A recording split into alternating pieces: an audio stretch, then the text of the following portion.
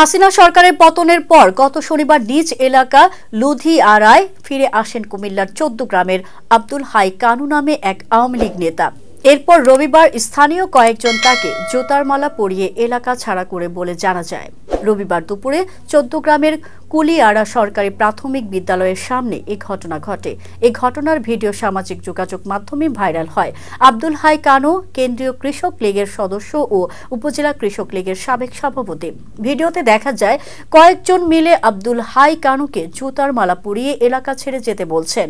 এ সময় গ্রামবাসীর কাছে তাকে ক্ষমা চাওয়ার জন্য বলতে শোনা যায়।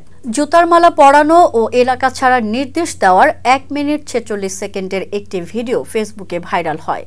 স্থানীয়রা জানান, আওয়ামী লীগ ক্ষমতায় থাকার প্রথম দিকে শীর্ষ নেতৃবৃন্দের সঙ্গে তার ভালো সম্পর্কের কারণে এলাকায় প্রভাব বিস্তার করেন।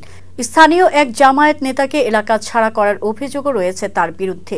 কিন্তু পরে আওয়ামী লীগের শীর্ষ নেতৃবৃন্দের সঙ্গে সম্পর্কের অবনতির কারণে এলাকায় থাকতে পারেননি কানু। এমনকি হত্যা মামলায় আসামিও হয়েছেন তিনি। এ বিষয়ে উপজেলা নির্বাহী কর্মকর্তা মোহাম্মদ রহমতুল্লাহ বলেন, রাতে ফেসবুকে আমি এ ধরনের একটি ভিডিও ক্লিপ দেখেছি। এখন পর্যন্ত কেউ কোনো অভিযোগ করেনি, তবে বিষয়টি গুরুত্বের সঙ্গে খতিয়ে দেখা হচ্ছে।